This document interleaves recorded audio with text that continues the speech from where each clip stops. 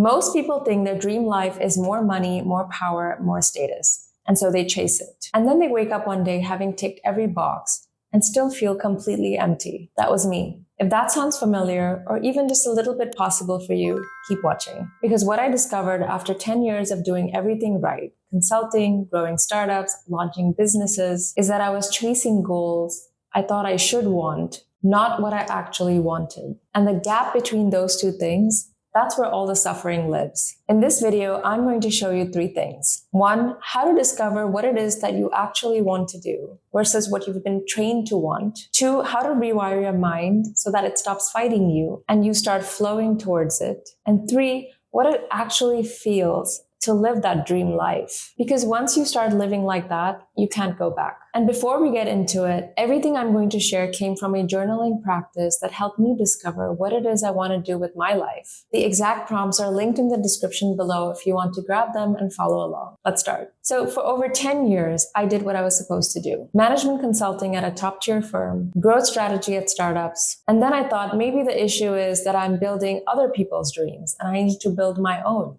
And so I launched businesses. I launched a hair care company, making products for curly-haired women. And then I launched an app for fitness coaches that would save them a lot of time so that they could focus on what they love to do, which is coaching. And while these were great ideas, and none of it actually quenched the itch, I kept trying to change my job, change my business, change the strategy. But I kept finding myself returning to the same place, feeling incomplete and wondering why. And then one day I realized something that stopped me cold. I wasn't unfulfilled because I was in the wrong job or in the wrong business. I was unfulfilled because I was chasing goals I thought I should want rather than following what my curiosity is asking me to follow. I was being inauthentic. For the longest time, I was following, I should launch a business. I should look great on paper. I should appear successful. I should be an entrepreneur because that sounds cool. I was so clouded by external success, wanting things that I thought I wanted, that I could barely hear what I actually wanted to do deep down inside. And that's when I picked up a journal. Here's what most people get wrong about purpose. If they don't know it right off the bat,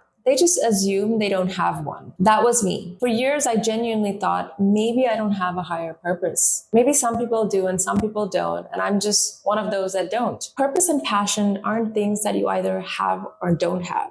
They're discovered in layers by following your curiosity. For some people, the answer comes easily, especially if as a child you were exposed to it and you followed your curiosity freely. But for a lot of us, including me, definitely me, it has to be uncovered slowly and honestly.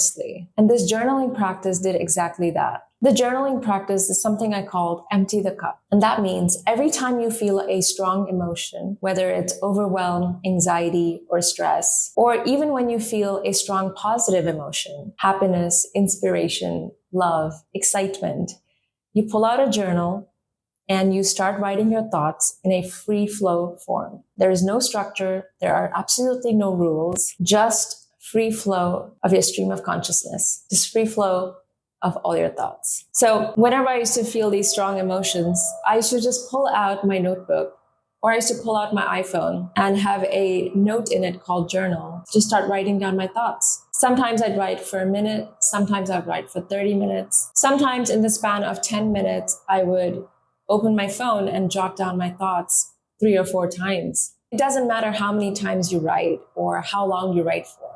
What's important is that your feelings lead the way. And every time your feelings come about, you allow yourself to dump out all your thoughts. And that's why it's called emptying the cup. Pour everything out, all the clutter, the noise, the spirals. Don't filter, don't edit. You don't even really need to reread it again. Sometimes I would start with, I don't know what to write about, and then just keep going from there.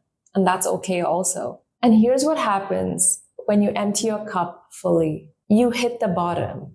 And at the bottom is where all those beautiful, ignored, curious nuggets live. Underneath all that noise are the things, or is the thing that is pulling at your curiosity, waiting to be discovered. The thing you maybe kept dismissing as impractical or irrational or something that you just ignored and walked past and never gave it a second thought. So personally, I realize I truly care about why humans suffer. I care about how our minds work, and I love looking at frameworks about it. and studying systems about our mind, about how we keep ourselves trapped without being aware of it. And most of all, I'm so deeply curious about what it would mean to live vibrantly and joyfully in every moment of every day. That wasn't a career goal. It wasn't a business idea. It was a direction. And the more I followed it, the more the intensity of my curiosity grew. And your curiosity is just your intuition in disguise. They're one and the same. Follow it long enough and it becomes love or passion. Follow it even longer and perhaps it'll become the purpose of your life. If you're interested in the exact journaling prompt and practice that helped me discover what I'm deeply curious about, it's linked in the description below and it's completely free. It's the same process that I've walked you through, plus an extra prompt I'd use to end my journaling sessions. I hope you try it out and find the curiosity that's tugging at you, because it could possibly change your life. So here's the problem. You might do the journaling and you might discover what you're deeply curious about. And that is fantastic. That's step one. But as soon as you find that, and when it's time to act on it, your mind is going to throw you 1,000 excuses not to do it. Things like, that's stupid. I just can't quit everything. That makes no sense. What will people think?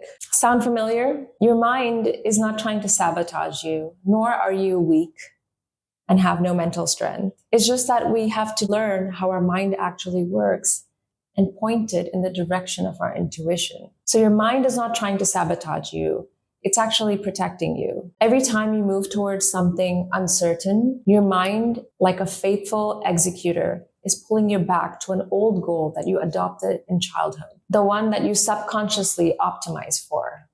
Something like, don't fail publicly, don't embarrass yourself, stick to what you know, or stay safe. Your mind has been optimized to achieve that. So every time you try something new or uncertain, it's going to pull out its tools and bring you back to that old goal. And the tools are things like overthinking, thought spirals, anxiety, overwhelm, stress. All of these are powerful tools used by the mind to achieve the goals it's been programmed to achieve. And it's so effective that we usually fall for all this and end up not taking action towards our newly founded curiosity-driven goals. If you're curious about how this mind operating system works and how it gets programmed in your childhood to optimize for certain goals and how you can actually rewire it, watch this video next. I've also linked it in the description. It's fascinating and it's going to change the way you approach goals. Now that we understand this, what changed everything for me was a simple idea. What if we just remove the mind from the equation when it's time to act? This means if your intuition or curiosity is telling you to take an action, you do the action without engaging your mind at all. That means you don't let your mind talk you out of taking the action, which is what usually happens. So for instance, if your goal is to publish a book and you think you should write every day for an hour, but every time you sit to write, you get hijacked by your mind. Oh, what am I thinking? This will never work at this pace. When am I going to publish the book, etc., etc. But now what if you just took the action without engaging your mind at all? What if you gave your mind no choice but to follow the action directed by your intuition? Now you're no longer relying on willpower to override fear, which, by the way, is exhausting and never works long term. Now you understand the system. And now we're going to change the system and tune it to achieve our new goal. And then our goal starts feeling inevitable. You close the gap between intent and action so tightly that there's no more friction and no more resistance. Now you are an effective machine working towards your biggest goals. And as you keep following the no choice plan and showing up consistently, action by action towards your curiosity-driven goals, your post-action feelings of alignment, of self-trust, of confidence will replace the pre-action feelings that you once felt. You know, the mental hijack, the anxiety, the stress, the overwhelm. And this whole replacing process, in essence, is neuroplasticity. You're rewiring your brain to now free flow towards your newly formed goals. It's powerful, it works, and that's how I approach all of my goals. I have put together a step-by-step detailed guide on how we can use the no choice plan on any of our goals. If you're feeling stuck in achieving any one of your goals and you want a way to achieve your goals without mental friction and constantly fighting it, you need to check this out. It's linked in the description below and it's completely free. Let me know what you think about it. I want to show you what my life looks like today because my journey is unique and yours will be too. I have a part-time job doing what I'm trained to do or trained to want to do because I'm good at it and I can make great money. And of course, money is important. But now I spend most of my time following curiosity in the most unbounded way. I let it flow and I go where it pulls me and I allow myself to follow that. And over time, I've seen that the voice of my curiosity has gotten louder and louder. And life, moment to moment, is so exciting. I'm open and receptive to what is happening around me. And my intuition is directing me and my actions. It's given me the feeling of exuberance and the feeling of amazement that I've sort of longed all this while, that I was searching for across different career paths and businesses. Is this my passion? Maybe, maybe not. I don't know for sure. And I don't need to know that. What I do know is that this is the direction I want to follow. This is the direction that is leading me to my dream life, and I'm already living it. And here's what I want you to hear. You're probably feeling resistance, heavy emotions, stress, anxiety, mental spiraling, mental hijacks all the time. And that could very likely be because you're just not hearing your intuition and being authentic to yourself. Like me, you're probably following a path that you think you should follow rather than the one your soul is asking you to follow.